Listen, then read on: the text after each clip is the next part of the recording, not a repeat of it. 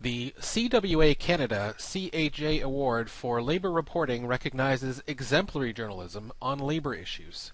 These entries took on labour issues in a way that made a difference in the lives of Canadians. There are 5 finalists in this category. The first finalist is Hans Rollman, whose entry, "Should Unions Say No to Closed-Door Negotiations?" was published in Briarpatch magazine. Some level of secrecy is taken as the norm when it comes to negotiating collective agreements in Canada. Union members are part of the process of identifying contract priorities prior to negotiations, but are often then left in the dark about progress until either the bargaining team returns with a proposal for review and approval, or the team requests to move towards job action. This piece challenges that narrative, showing how in some cases open negotiations have been more transparent and have achieved better outcomes.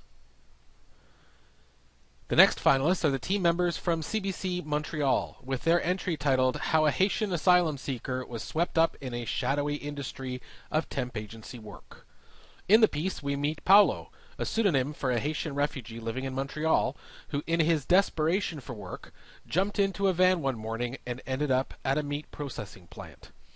The temp agency responsible provided him with false papers, which left him with little to rely on after a workplace injury severely damaged his hand.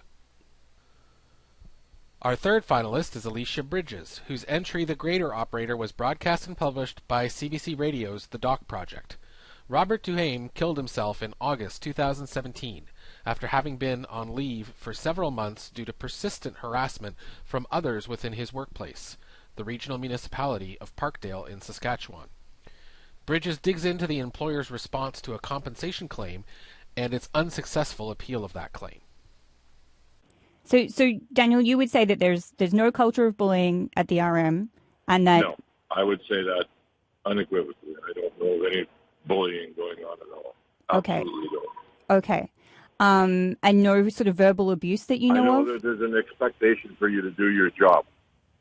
And if you don't do your job, well, you're probably not going to stay around.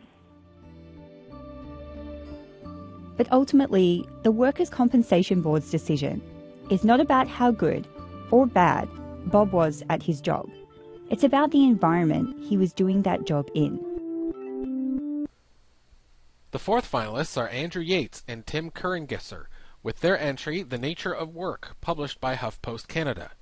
In the piece submitted, the pair looked at the prospect, pending reality, and cost of automation on the oil sands sector, where, last year, over 100 self-driving heavy-haul trucks were set to be introduced.